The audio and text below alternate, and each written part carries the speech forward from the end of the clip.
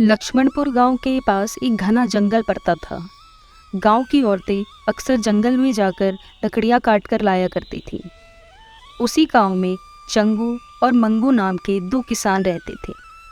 चंगू और मंगू की दोनों बीवियां आपस में सगी बहनें थीं, लेकिन दोनों एक दूसरे से बहुत लड़ा करती थीं।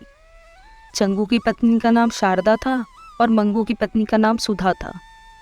एक दिन की बात है, जब चंगू की पत्नी शारदा लकड़ियां लेने जंगल जा रही थी तो शारदा ने देखा कि एक छोटा सा तोता एक पेड़ के नीचे पिंजरे में बंद है। जब शारदा उसके नज़दीक आई तो तोते ने उसे आवाज़ लगाई और मदद मांगी। शारदा एकदम से डर गई और तोते से पीछे हो गई। फिर तोते ने कहा, अगर तुम मुझे यहाँ से आज़ाद कर दोगी तो मैं तुम्हें 3 वरदान दूंगा। शारदा ने पहली बार किसी तोते को आदमी की आवाज़ में बोलते हुए सुना था और वह तोते से डर भी रही थी। तोते ने उसे फिर कहा, मुझसे डरो नहीं, मैं तुम्हें कुछ नहीं करूँगा। मैं एक जादुई तोता हूँ, मेरे पास बहुत सी जादुई शक्तियाँ हैं, लेकिन जब तक मैं इस पिंजरे में कैद हूँ तब तक मेरी सारी जादुई शक्तियाँ भी कैद रहेंगी। शारदा बहुत चालाक थी। 3 वरदान का नाम सुनते ही उसके मन में लालच आ गया। उसने तोते को पिंजरे से आज़ाद कर दिया। जैसे ही तोता पिंजरे से आज़ाद हुआ, उसकी सारी जादुई शक्तियाँ भी वापस आ गई। तोते ने कहा, तुम्हारा बहुत बहुत शुक्रिया, तुमने मेरी जान बचाई है। क्या चाहिए तुम्हें? मांगो अपने 3 वरदान। जैसे ही शारदा ने अपने 3 वरदान मांगना शुरू किया, तोता उसके मन की बात जान गया कि यह एक लालची औरत है जिसे सिर्फ खुद के लिए सब कुछ चाहिए। तोता भी बुद्धिमान था। उसने शारदा को कहा, मैं तुम्हें यह 3 वरदान तो दे दूंगा, लेकिन मेरी एक शर्त है।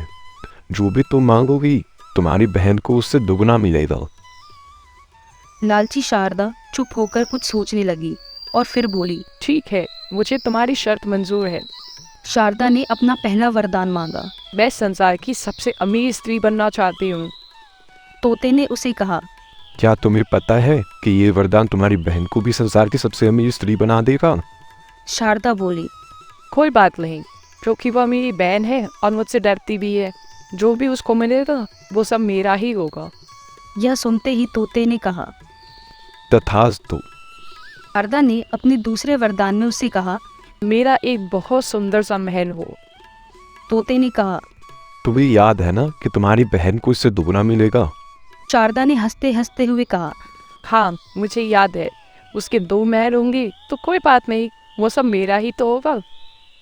तोते ने कहा। तथास्तु। जब तोते ने अंतिम वरदान के लिए कहा, शारदा सोचने लगी। शारदा बहुत चालाक थी। वह कभी नहीं चाहती थी कि उसकी बहन उससे ज़्यादा अमीर हो जाए। वो अपने मन में सोचा कि मैं जो भी मांगूंगी उससे दुगना उसकी बहन को मिलेगा। तो उसने अपने लिए एक छोटा सा हार्ट अटैक मांगा। उसके मन में यही था कि हार्ट अटैक उसकी बहन को भी दुगना आएगा, जिससे उसकी मौत हो जाएगी। तोता भी समझदार था। उसने कहा, तथास्तु। अपने तीनों वरदान पाकर जब शारदा अपने घर पहुंची तो उसने देखा कि उसकी झोपड़ी की जगह एक सुंदर महल है। साथ ही उसके बहन के भी 2 सुंदर महल है। वो यह देखकर बहुत प्रसन्न हुई। इतने में उसकी बहन अपने महल से बाहर आई। बहन बहुत सुंदर लग रही थी और अब उसने बहुत महंगे कपड़े भी पहन रखे थे। यह देखकर शारदा को एकदम से गुस्सा आ गया और वह अपनी बहन के साथ लड़ने लगी। दोनों की इस लड़ाई में अचानक दोनों को हार्ट अटैक आ जाता है और दोनों ज़मीन पर गिर जाती हैं। चंगू और मंगू जल्दी से दोनों को एक एक करके महल के अंदर ले जाते हैं और वैद्य को बुलाते हैं।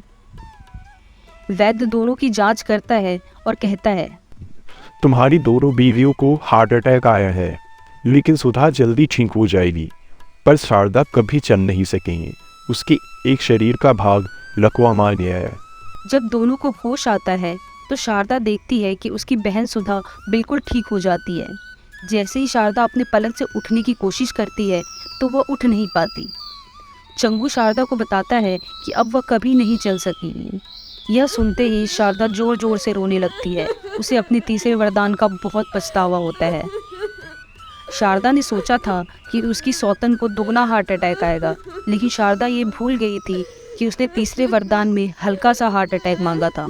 शारदा को तो हल्का सा हार्ट अटैक आया और उसकी बहन को दुगना हल्का हार्ट अटैक आ गया।